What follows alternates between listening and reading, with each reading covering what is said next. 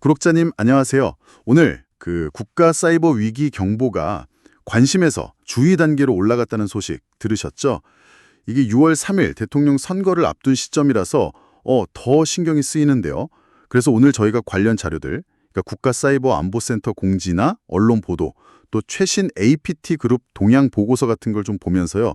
이 경보 상향이 정확히 뭘 의미하는지, 또 왜 하필 지금인지, 그리고 요즘 어떤 사이버 위협들이 있는지 좀 깊게 파헤쳐 보려고 합니다. 네, 맞습니다. 오늘 오전 9시부터죠. 6월 4일 자정까지 사이버 위기 경보가 주의 단계로 운영됩니다.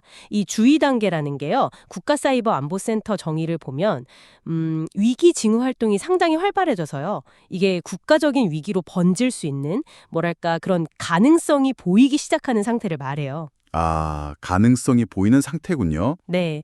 일부 정보통신망에 문제가 생기거나 다수 기관으로 공격이 확산될 가능성이 커질 때, 그럴 때 발령되는 거죠. 그렇군요. 역시 선거철이라 더 민감하게 대응하는 거네요. 예전에 미국이나 독일 선거 때도 보면 해킹 그룹들이 막 이메일 빼내고 후보 비방하는 가짜 정보 퍼뜨리고 그랬었잖아요. 요즘엔 특히 AI 있잖아요. 이걸 이용한 가짜 뉴스나 정말 진짜 같은 가짜 영상, 딥페이크 확산 우려도 크다고 하고요. 맞아요. 그 부분도 상당히 중요하죠. 그런데 선거라는 특정 시기 외에도 우리가 좀 주목해야 할 점이 있습니다.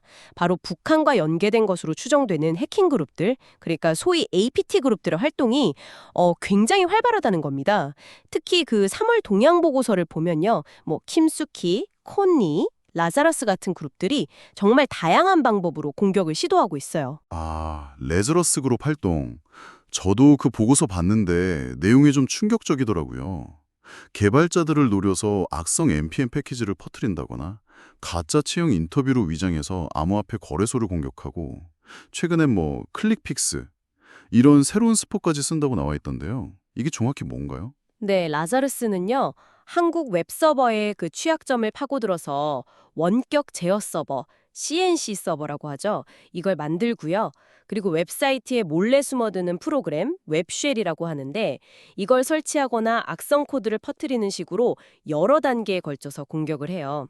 말씀하신 npm 패키지 공격은 개발자들이 쓰는 코드 조각 라이브러리 있잖아요. 거기에 악성 코드를 숨겨서 개발 환경 자체를 노리는 방식이고요. 개발 환경 자체를요? 네. 그리고 가짜 구인 공고나 그 클릭픽스 같은 전술은 주로 암호화폐 업계 사람들을 목표로 삼아요. 그 사람들을 속여서 클릭을 유도하고 정보를 빼내거나 아니면 직접적으로 금전적인 이득을 취하려는 거죠. 정말 교묘해요. 와, 공격 대상이랑 방식이 진짜 다양하고 정교해지네요. 정보뿐 아니라 돈까지 노린다니. 네, 그렇습니다. 킴수기 그룹 같은 경우는 통일 분야 교육 프로그램 공지처럼 사람들이 좀 믿을 만한 곳에요. 악성 한글 파일을 올려놓는 방식. 워터링 홀 공격이라고 하죠. 워터링홀이요? 네, 그걸 썼고 코니 그룹은 또 연말정산 안내처럼 위장한 바로가기 파일, LNK 파일로 악성 코드를 퍼뜨렸다고 보고됐어요. 정말 방심할 틈이 없네요. 여기저기서 다 들어오려고 하니까. 그 안랩에서 발표한 2025년 5대 사이버 보안 위협 전망 이것만 봐도요. AI를 악용한 공격이 더 고도화될 거다. 또 소프트웨어 개발이나 유통 과정을 노리는 공급망 공격, 그리고 클라우드나 사물 인터넷 기기처럼 공격할 지점, 그러니까 공격 표면이 계속 넓어지는 문제, 이런 것들을 주요 위협으로 꼽고 있거든요. 네, 상황이 정말 심각한데 그럼 정부 차원에서는 어떤 노력들을 하고 있나요? 관련 자료에 그런 내용도 있었죠? 네, 그럼요. 당연히 대응하고 있습니다. 작년 9월이었죠. 국가안보실 주도로 국가사이버안보 기본계획이라는 게 발표됐어요. 이게 단순히 방어만 하는 게 아니라 위협에 좀 더 선제적으로 대응하는 뭐랄까 공세적 방어 개념을 도입했고요. 국제 협력도 강화하고 중요한 국가 기반 시설의 복원력을 높이는 것, 이런 여러 목표를 세웠습니다. 공세적 방어요? 네. 이를 위해서 이제 국정원, 과기정통부, 국방부 같은 여러 부처가 힘을 합쳐서요.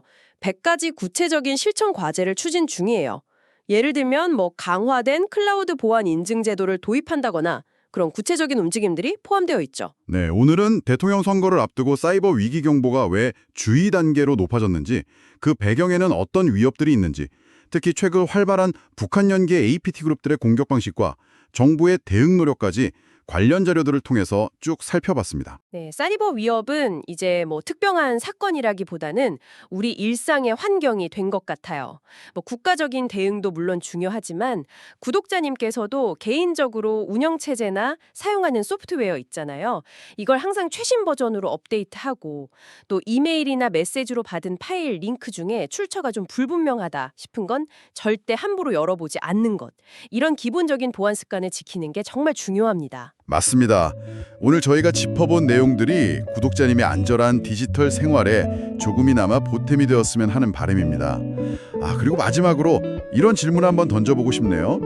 오늘 다룬 위협들을 보면 단순히 기술적인 방어벽을 넘어서 뭐랄까 사회 시스템 자체의 허점을 파고드는 모습도 보이잖아요.